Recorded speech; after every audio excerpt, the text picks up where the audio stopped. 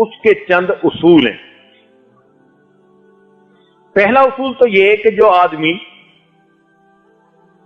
نیکی، دیانت، سچائی کے ساتھ اپنا کاروبار کرے، ان چیزوں کی وجہ سے برکت لازمی ہوتی ہے. دلیل اس کی کہ خدیجہ الکبریٰ رضی اللہ تعالی عنہا نے نبی علیہ الصلوۃ والسلام کو سامان تجارت دے کر بھیجا تو نبی علیہ الصلوۃ والسلام نے اس کو جا کر بیچا. صداقت، امانت، دیانت، فراست، ان چیزوں کو استعمال کیا. نتیجہ کیا نکلا کہ اس مال کا منافع عام معمول سے دگنا منافع ہوا، جس پر خدیجہ کبریٰ حیران ہوئی کہ بھئی اتنا زیادہ منافع روٹین میں ہوتا ہی نہیں تھا. علماء نے لکھا ہے کہ جب نبی علیہ السلام نے پرائے مال پر اپنی صفات کو استعمال کیا، مال پرایا تھا، امانت اپنی تھی، دیانت اپنی تھی، صداقت اپنی تھی، فراست اپنی تھی، جب ان صفات کو پرائے مال پہ استعمال کیا اللہ نے اس میں دگنا نفع دے دیا. اے بندے، تو ان صفات کو اپنے مال پہ استعمال کرے گا، اللہ تجھے کتنا نفع عطا فرما دے. اس لیے 10 میں سے 9 حصے رزق اللہ نے تجارت میں رکھا ہے اور 1 حصہ رزق باقی نوکریوں میں. اور یہ تجارت، یہ انبیاء کا کام. اس لیے دیانتدار تاجر قیامت کے دن انبیاء اور صدیقین کے ساتھ کھڑا کیا جائے گا، حالانکہ تجارت کرتا ہوگا. تو اس کے کچھ اصول ہیں. اگر انسان کو رزق کی پریشانی ہو تو اس کے لیے ایک تو وہ کثرت سے استغفار کرے، کیونکہ ضرورت ہے نا. آج کئی دوست اس میں پریشان ہوتے ہیں، پوچھتے ہیں، تو بجائے الگ الگ کسی کو بتائیں کیوں نہ دوستوں کو سب کو ہی بتا دیں، فائدہ ہو جائے گا. بلکہ یہ اور آگے کسی کو بتائیں گے اللہ کی مخلوق کا فائدہ ہو جائے گا. تو رزق کی پریشانی دور کرنے کے لیے پہلا عمل انسان کثرت سے استغفار کرے. استغفر اللہ ربی من کل ذنب واتوب الیہ. اگر تو یہ پورا پڑھے تو بہت اچھا، کم از کم استغفر اللہ یہ تو ضرور ہی پڑھتا رہے. استغفروا ربکم انہ کان غفارا. دیکھو دلیل قرآن پاک سے. نوح علیہ السلام نے کیا کہا تھا؟ رب کے سامنے استغفار کرو، وہ تمہارے گناہوں کو بخشنے والا ہے. یرسل السماء علیکم مدرارا، بارشیں برسائے گا.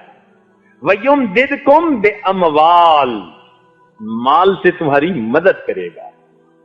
تو استغفار سے اللہ تعالیٰ بندے کی مال سے مدد فرماتے ہیں. پھر بندوں کی مدد نہیں مانگنی پڑتی، پھر بندوں کے پروردگار کی مدد اترتی ہے.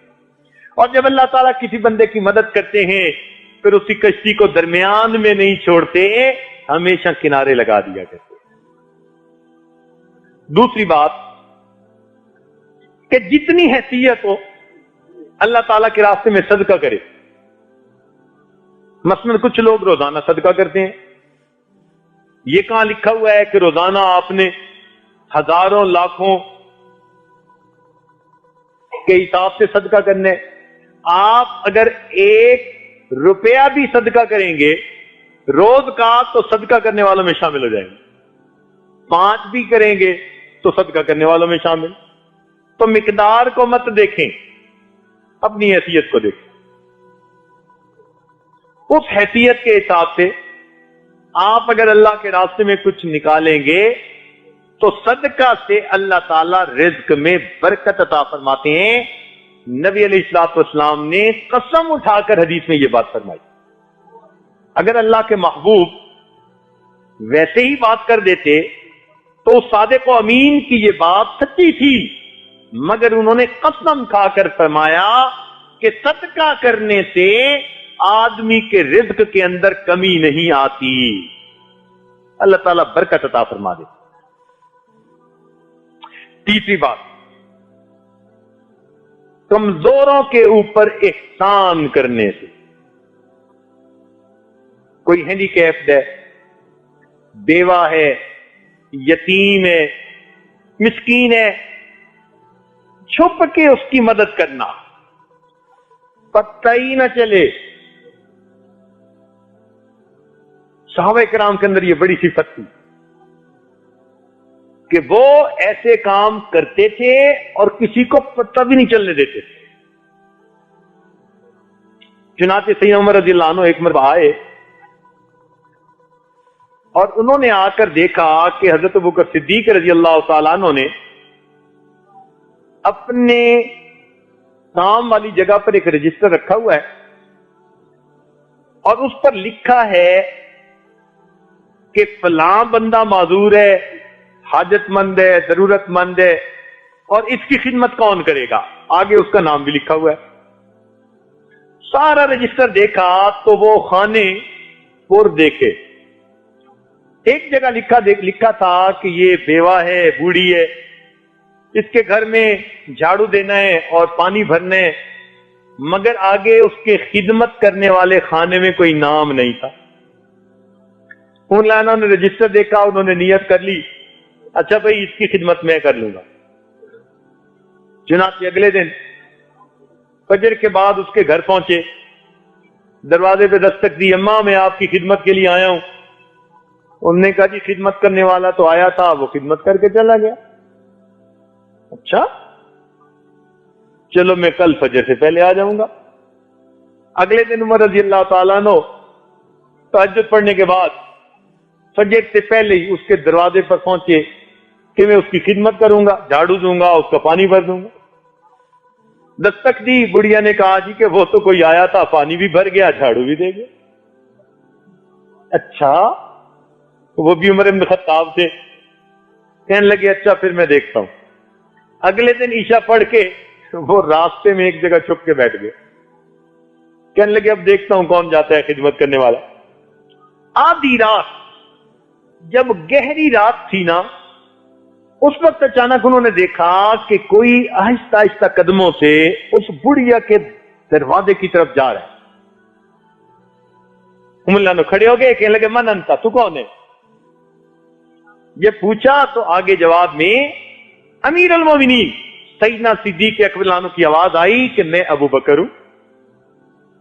امیر المومنین آپ؟ کہ ہاں میں اس بڑھیا کی خدمت میں کرتا تھا اور میں نے اپنا نام لکھنا مناسب نہیں سمجھا تھا، اس لیے تمہیں خانہ خالی نظر آیا، ورنہ اس کا پانی تو میں رات کو آ کے بھر دیتا۔ اتنے میں انہوں نے کیا دیکھا کہ امیر المومنین کے پاؤں میں جوتی نہیں تھی۔ تو عمر رضی اللہ عنہ نے پوچھا امیر المومنین رات میں آپ ننگے پاؤں گلیوں میں چل رہے ہیں؟ امیر المومنین نے کہا ہاں، میں جوتا اس لیے نہیں پہنتا، میرے جوتوں کی آواز سے کسی کی نیند میں خلل نہ آ جائے،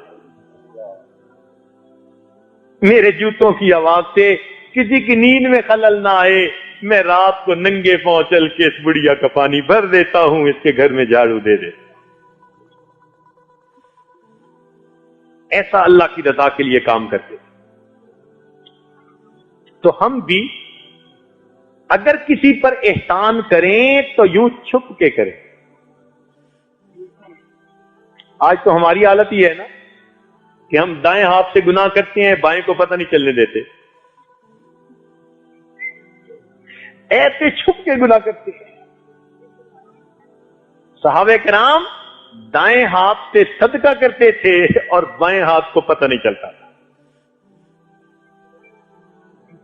امام زین العابدین رحمۃ اللہ علیہ جب ان کی وفات ہوئی تو نہلانے والے نے، غسال نے دیکھا کہ ان کے کندھے کے اوپر نا ایک کالا سا نشان ہے۔ اللہ نے ان کو بڑا خوبصورت جسم دیا تھا، بڑے نازک بدن تھے، اور اللہ رب العزت نے سیمی تن بنایا تھا ان کو، اتنا خوبصورت جسم اور ایسا کالا سا نشان۔ تو غسل دینے والا بڑا حیران ہوا، بات سمجھ نہ آئی، تو اس نے پوچھا گھر کے لوگوں سے بھئی یہ نشان سا کیسا تھا؟ ہمیں بھی نہیں پتا۔ بات ان کی اہلیہ تک پہنچی، جی نشان کیسا تھا؟ جی ہمیں بھی پتہ نہیں ہے۔ عجیب سی بات، کئی دن گزر گئے. کئی دنوں کے بعد جو بیوائیں تھیں، جو نادار تھے، جو ہینڈی کیپ تھے، ان کے گھروں سے آواز آئی وہ کہاں گیا جو ہمیں پانی پلایا کرتا تھا. تب پتہ چلا کہ رات کے اندھیرے میں پانی کی مشک اپنے کندھے پر لے کر ضرورت مند لوگوں کے گھروں میں پانی بھرا کرتے تھے، اور زندگی میں پتہ ہی نہیں تھا کسی کو کہ آگے بھر جاتا ہے. ان کے مرنے کے بعد پتہ چلا. یہ جو خدمت ہے نا، یہ اللہ تعالیٰ کو بڑی محبوب. بدل دے دل کی دنیا، دل بدل دے، میرا غفلت میں ڈوبا دل بدل دے.